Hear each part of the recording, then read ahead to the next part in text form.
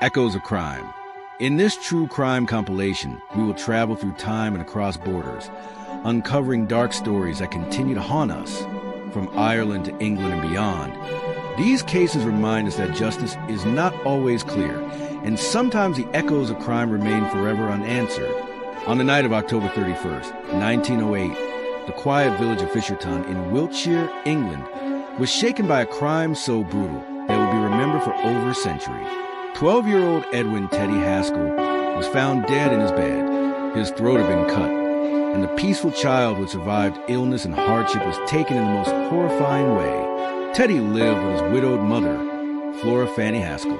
Despite a difficult childhood marked by tuberculosis and the amputation of one leg, he was cheerful, loved by neighbors, and saving money for an artificial limb. But those same savings would soon become a suspicious piece of evidence in the investigation.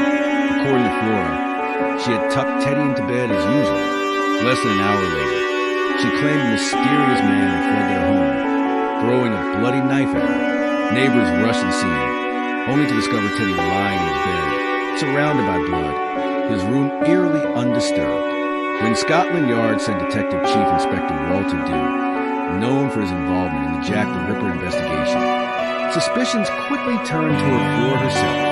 Bloodstains on her clothes, inconsistencies in her story, and the disappearance of Teddy's savings led many to believe she was hiding the truth.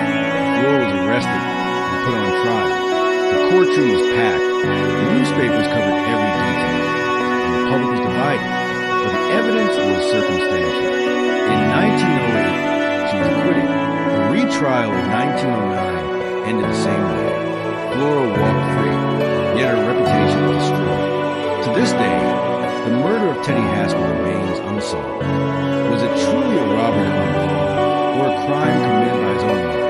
The answer has been lost to history. Just decades earlier, in August 1882, another crime shocked the people of Ireland. In the small settlement of Montreal, on the border of Galway and Mayo, 5 members of the Joyce family were brutally murdered in their home. The crime horrified the nation, sparking an urgent search for justice. But what followed was not justice at all. It was a trial filled with lies, language barriers, and forced confessions. Witnesses gave contradictory accounts. Suspects were pressured into statements they did not understand, and soon innocent men were condemned. The court's decision led to executions that would forever stain Irish history as one of its greatest miscarriages of justice. Over a century later, the massacre of the Joyce family remains a haunting reminder of how truth can be silenced and how real justice is not always served. From the death of young Teddy Haskell in England to the massacre of the Joyce family in Ireland, these crimes show us how fragile the search for justice can be. Some cases end in acquittals, others in wrongful convictions, and many leave us with questions that echo through the decades. What do you believe?